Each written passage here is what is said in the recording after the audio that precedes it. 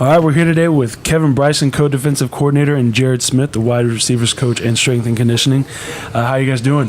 Doing great this morning. Thank you for having us. Thank you. It's a good day, especially after a big win against a conference opponent, Dodge City, 62-28. From a defensive side, kind of take us through that game. I mean, Robert Hayes, huge game, 3 interceptions, Absolutely. 1 interception shy of tying the school record, 65 return yards on those interceptions. But from a defensive side, what can you tell us about the game? Anytime that we can get 4 turnovers in the game, we had the 3 interceptions by Robert, and then we also had a fumble recovery by Felton Blackwell, defensive lineman. Fumble was originally stripped by Miles Corpening. So defensive backs unit really did a good job of creating those turnovers. But anytime we can get 4 of them in one game, that's pretty big. Yeah, that's 4 extra possessions for the offense. It's kind of reminiscent of Butler. Absolutely. I mean, when the defense just took over, and not to sell anything short of any other team, but Vernon Dasher had 3 interceptions that game. He did, yes. And so defense has really stepped up. I know that in the win-loss record it hasn't really shown up, but we have a lot of guys who've torn it up on the defensive side. I mean, Marcus Scott, before he went down, he was doing a fantastic job. We've talked about Vernon Dasher all year. What is it like having those kind of guys underneath you, working with you and working with those athletes? It's been great. Marcus was a third-year guy, just like Vernon. So it's been good to have those, as I call, old heads around your office and in your rooms, kind of paving the way for the younger guys, And it shows those younger cats that if you stick with this, even if you are going to be a third-year guy, that, your hard work will pay off. Now, unfortunately, with Marcus going down, that makes it a little bit tougher, but we're going to do everything we can to get him the recruiting he still deserves and whatnot. And obviously, Vernon Dasher now has a SEC offer. Yeah. That's huge. So that's pretty big. He's definitely making noise for himself. Yes, absolutely. He's a human highlight reel. Yeah, absolutely. Well, we talked about last week, he's making a name for himself, not just on the field, but in the community and in the classroom as well, and that's a big part of it here at Coffeyville. Yeah, and that's also a good thing. It shows these younger kids that it pays to be a good person. Yeah. He's a respectful human being. His teachers like him. He's just a pleasure for anyone to be around. Right. What's going through your head? Opening kickoff, they return it. As a defensive coordinator, how are you planning to, they just returned the opening kickoff. Like, how are you planning to stop them, which we did? At that point, as soon as that happened, I turned around and looked at a lot of the guys on defensive unit and said, here we go, boys. Here's our first dose of adversity. Nothing's going to change. We're not going to change our game plan. We're going to stick to the script. And you could tell they trusted it because we didn't give up any points in the first half. And that was something that, as a defensive staff, we were very proud of. Of course. I mean, especially, it's a tough blow, especially for how the season has gone. Tough blow, opening kickoff, and then all of a sudden, we come back and I say you guys shoved it to them. You know what I mean? Yeah, we as a family. I like that. Yeah. Absolutely, we. It also made it easy because the offense really put a lot of life in the defense. Every time there's a big play being made, it gives us that energy as well. Of course, when you have 700 yards of offense in one game, it makes it easy for us. And talking about the offense. Mo Hassan, this is now his second game, come back fully healthy. 14 for 20, 2 interceptions and 2 touchdowns. It's his first, I'd say, blemish from coming back. And then Aloysius Jackson, 11 for 19 with 2 touchdowns and an interception as well. Offensive side, how is it with having guys like that, throwing to your guys, the guys that you work with? How is it having 2, I'd say, premier athletes? Oh, it's huge. I mean, in all reality, our wideouts, they have 100% confidence in 2 different guys. And they're both those quarterbacks, they're 2 different ball players, but it's huge from the fact, just from a confidence standpoint. And they know that whenever they're out there with whoever's taking the snaps, they've got 100% trust in what's going on. So that's big time. That takes a lot of pressure off you guys, yeah? Yes, absolutely. Derrick Wiggins had a lot of hype or promise to him coming into the year. Kind of talk about his year. Yeah, he had a great start to the year. These last 2 weeks, he's had a sprained ankle, so it's been an issue. But it's also given the opportunity for 2 other guys to rise up. 2 freshmen that we had 3 freshmen score their first touchdown this last week, which was huge. But Derrick, he's done nothing but grow and mature ever since he's gotten here. That's awesome. And he redshirted last year and knew he had some growing up to do, whether it was physically, mentally, and has done nothing but trust the process this whole time, and he's continued to grow, and it's shown in his play also. Little 76ers reference, trust the process, right? Yes, sir. Yes, sir. And again, sticking with the offense, Justin Henderson, we'll go offense, then we'll go defense with this. Having a running back like that, he scored 2 touchdowns again the past weekend. It's 10 on the year. What does that do opening up the passing game for Hassan and Jackson? Oh, it does everything. I mean, it's going to bring those safeties down, which is going to open up things over the top for us. Mm-hmm. And, I mean, it's going to grab those linebackers' eyes, and they're focused on the run game, which has done nothing but, I mean, that shows why our pass game has expanded throughout the year because of the way that we call him Hatchet, Justin Henderson, the way he's ran the football. Mm-hmm. He's a physical guy. He's a guy that people don't enjoy tackling, especially later on in the game. I mean, he's a lot of fun, and he plays a huge part in what's going on for us on the edges as wideouts. Mm-hmm. And our guys know that, which is good. They want him to run the ball because they know the moment he continues to run the ball and continues to have success, that pass game is going to open up, and that's a huge reason on why everything's working and clicking on all cylinders like it is right now. And for defense, I mean, that keeps you guys off the field, which is always good. Keeps you guys healthy. I know earlier in the year, we struggled with keeping the defense off the field. They were on it. Hutch, you guys were on it for a long time, and Ellsworth, you guys were on it for a long time. So having a guy like Justin Henderson and the other running backs as well, being able to, like Coach Smith said, just hammer it. How does that open up your game? It allows us to make adjustments on the sideline. It gives us time to get our players on the board and really get their feedback, because they're the ones that are playing. Right. What are you getting? Because there's, from the sideline, even from the box, at times there's things that our eyes can't be everywhere as coaches. So it gives us time. But on that same note, it's like I said, it gives us that sense of recovery. Right.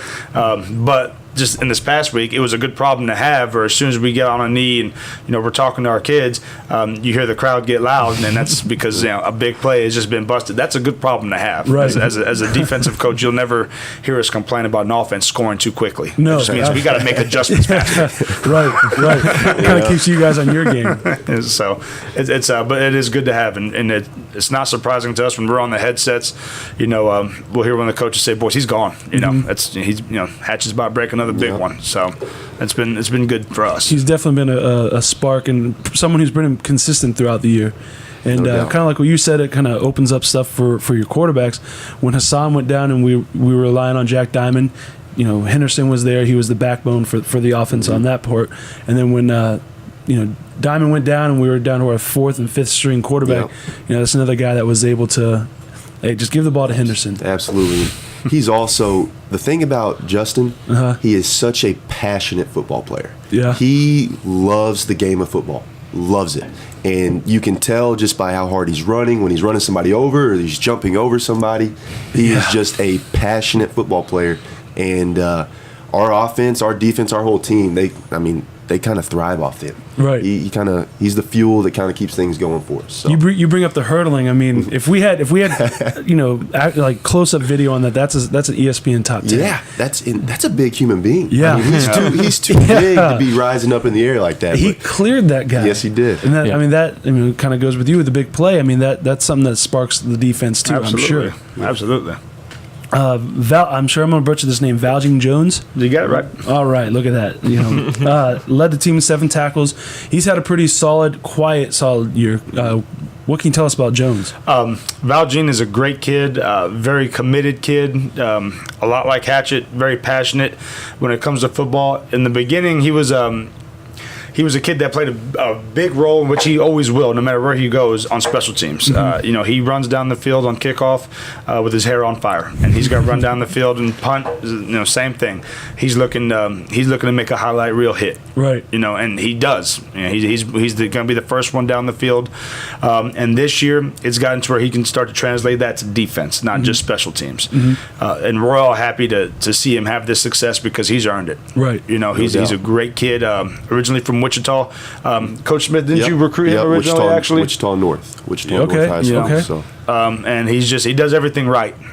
So, and it's also it says a lot about his character when his teammates want to see him succeed as well. Right. When he makes those big hits, it fires the team up. Not just the defense, not just the offense, but every aspect. Every human being that's on that sideline is going to get pumped up for Valjean Jones when he makes a big hit. That's awesome having a guy like that. To where, when he's your guy, he's the team's guy, and he goes out there and he does something and it sparks everybody. Absolutely, and we're hoping that he's going to also get the recruiting he deserves. He's just a good kid all around. And it has been a quiet year because we do have some pretty good safeties right back there. He's sharing time with, but he's making the most of his opportunities. Absolutely.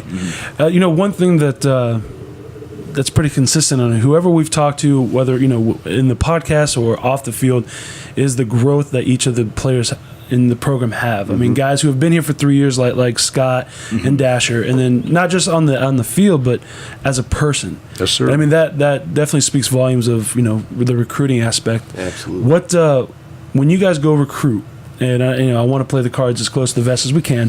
What do you guys look for in a person, not player, but a person when you're recruiting? Do they love football? Yeah. That's the first thing. Yeah. Do you love football? What would you do without it? And and if there's kids that say, "Well, Coach, I'd probably have an identity crisis," well, then that's our guy. Right. Somebody say, "Well, I'm not identified with playing football." And that's okay for a kid to say that. But if they do say playing football does identify who I am, well then, all right, let's continue to talk. That puts them ahead on the board. Absolutely. I like that. And what do you guys do as coaches? To help with the mentoring. He played college ball. I'm a coach. We're all coaches. So, for those people who may not know, how do you guys go about the mentoring process? I think for each kid it's different is kind of my philosophy. Some of them need a kick in the rear end and some of them need a pat on the back. So for me, when I approach it, the only thing I keep consistent is punishment. Is that, especially for the defensive linemen in my room, they know what is going to happen when you miss a meeting. You know what I mean? Bryson's on it again. They know what's going to happen. Right. There is no guessing, and I think in terms of how I handle it and how I approach it is different for each kid because they're all come from different places. Yeah. One thing that doesn't change is, like you said, the expectations. I mean, we do, and that's one thing a lot of these guys have to understand, and a lot of them, once they get to us, don't necessarily have a great, they can't wrap their mind around it.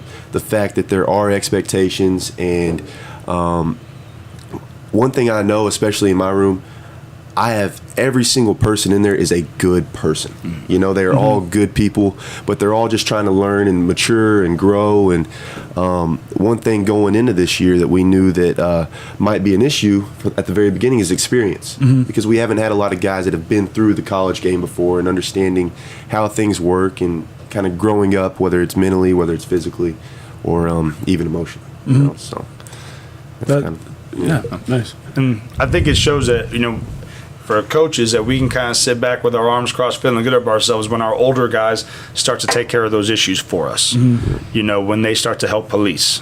Right. It makes it important for those younger guys, I think, because a lot of times they want to be those older guys. They want to be like them. Right. They want to walk their path. So, when you start to have those older guys start to really set the example and almost be your enforcers, it make you smile. Right. It kind of reinforces the tradition of your program, whether it's basketball, football, whatever. If you have your players policing the guys, it enforces what you're about, what the staff is about. And one thing that I've noticed, that this past week I've really been up at the office pretty late, with the World Series and everything, but I've not gone to the athletic office one time since I've been here in July to where the coaching staff isn't there late at night working on something. And, we can talk about it or whatever, but it's more of a kudos or a pat on the back to you guys, because I know, like last night, Likert left at close to 9 o'clock. You guys were all in there, and I know that sometimes the coaches are getting together and just camaraderie with the coaches, but I also know that you guys are working, and so that kind of stuff. And we talk about it, how a lot of people could have gone a different way with how the season's gone. That's one thing that's been pretty consistent from you guys as well. And so I would venture to say that trickles down to the players. You guys are putting in the hours, and so maybe they pick up on that. Definitely. As rough as you could say that this season has gone from the very beginning, one thing our guys never did, they never once gave up. I never walked in there on a Sunday in the weight room after a loss and have to lose my mind because there's a bunch of people there that don't want to be there. In all reality, they're there on Sunday and they're trying to, all right, well, yeah, yesterday happened. We're not happy about it. We hate losing, but at the same time, how can we fix this? What can we do? And that's a testament to these last 2 games. Yep. I mean, there's, especially at this level, it's after a few losses, sometimes it's not easy to bounce back because we are so young, you know, and a lot of these guys aren't used to it. But one thing, our guys have done nothing but continue to try to figure out how can we win ball games? Right. How can we win? And that's, I mean, yeah, we put in the hours and we work, but that's our guys. That's the people we brought in. And in the recruiting process, we look more at athletic ability too. I mean, we want to know what kind of person are we bringing in. So we're going to reach out to somebody past the football coach, maybe we're looking for a science teacher. Like, hey, what kind of kid is this? What kind of person is this? And I think that's why these last 2 weeks have gone, and we've continued to progress throughout the season. Nice. Awesome. Going back to the game last weekend, the kickoff is returned and everything, and something that we talked with Coach Haynes last week, there's a confidence that I think the team is getting, especially winning 2 games in a row, because the offense just drove right down the field and just answered. And I was up in the booth calling it, and I was like, that wasn't always a guarantee earlier in the year. Right. And they looked poised. Again, we're up on the 3rd floor, so it's, we weren't on the sideline, but you all look poised, and it just looked comfortable. Like 7-0, that's no problem. And then I think you guys scored 3 straight drives, right? Correct. And then 3 straight. Again, not even allowing any points. And 3 4th down stops, 3 right, fourth in the down first stops half. in the So first half. just that there's a being comfortable, I think, with each other is what I've kind of noticed and everything, and that's got to be fun to coach, right? Yeah, absolutely. One thing, this team, they enjoy playing the game of football together. Our team, I mean, is tight-knit. Those guys are boys. They're hanging out, whether it's on the field, whether it's off the field. But you can tell one thing, they love playing the game of football together. And last week was fun. Those guys had a lot of fun, man. They enjoyed themselves. Right. And as how this season's gone, man, it was, from my perspective, from coach's perspective, I'm sure it was great to see. It really was. It was good to be a part of it. It was a lot of fun. Well, and Dodge came in 4-5. Like, it wasn't like we were beating up on a prep school or anything. No like they doubt. came in. That's a decent program. Like they came in. Anytime it's an interconference team, you know, regardless of what the record is, we're expecting, you know, to have a heavyweight fight coming in. Right. You know, that's there are no weak sisters in this conference, especially with the new out-of-state rule. I mean, everyone is going to have players. Everyone's going to have ballers. You know. Looking forward to next week, we have Highland. How are you preparing for them? Again, cards close to the chest. How do you go about trying to extend the winning streak? Well, you know, we're going to have to be good communicators on defense. They do a couple of things that are, you know, could potentially give people some issues. They don't have the best record, but if you look at the people that they've played with, you know, that game was a close game with Iowa Western, you know, until the 3rd quarter. And Iowa Western's the number 1 ranked program in the country right now. Right. You know, so big thing is that, you know, we do want our defense to have a good sense of confidence. You know, we were 2-7 in the red zone last week, which is also a really good thing we could hang our hat on. But we cannot feel that we could just roll our helmets on the field and feel like we're going to win. Right. You know, because at the end of the day, you know, Highlands had our number the last 2 years, so this is something that, you know, we need to have, right? Especially because we haven't played them at home. This is my 3rd season here. I've never played Highland at home. Really? Yes, sir. So you know, this will be the first opportunity for us to get a victory. I think the last time we beat them 4 years ago, Coach Smith, your first year, was here at home. So it'll be good to be able to play them on our turf. Right. Well, that's the big thing. We have to approach this game in the same way we would approach any other top ranked team. Because if we don't, you know, they will hit us in the mouth. Right. Absolutely. Yep.